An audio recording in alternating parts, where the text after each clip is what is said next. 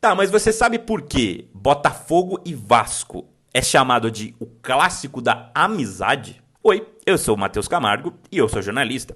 E hoje eu vou contar por que o duelo entre dois dos maiores clubes do Rio de Janeiro tem esse nome tão pouco hostil.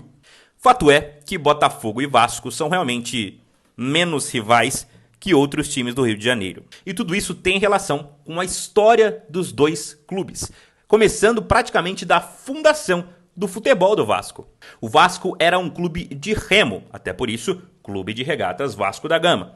E em 1913, o Botafogo convidou o Vasco para amistosos. O Vasco não profissionalizaria seu futebol naquele momento, mas depois desses amistosos veio a ideia de tornar o futebol do Vasco profissional, tirando o foco do remo e transformando o Vasco no que é hoje em dia.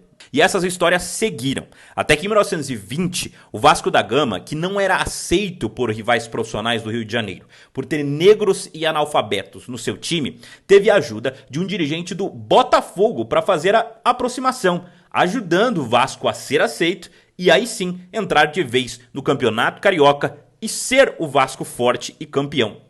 Nos anos 70, essa amizade se estreitou ainda mais, muito por conta da era de títulos de Flamengo e Fluminense e porque nos clássicos entre Botafogo e Vasco, no Maracanã, as torcidas das duas equipes conseguiam circular tranquilamente entre elas. Quando as bandeiras, por exemplo, se cruzavam no Maracanã, podia-se ouvir aplausos vindo das arquibancadas.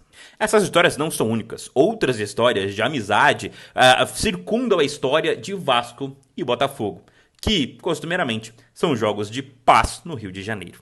E aí, você sabia?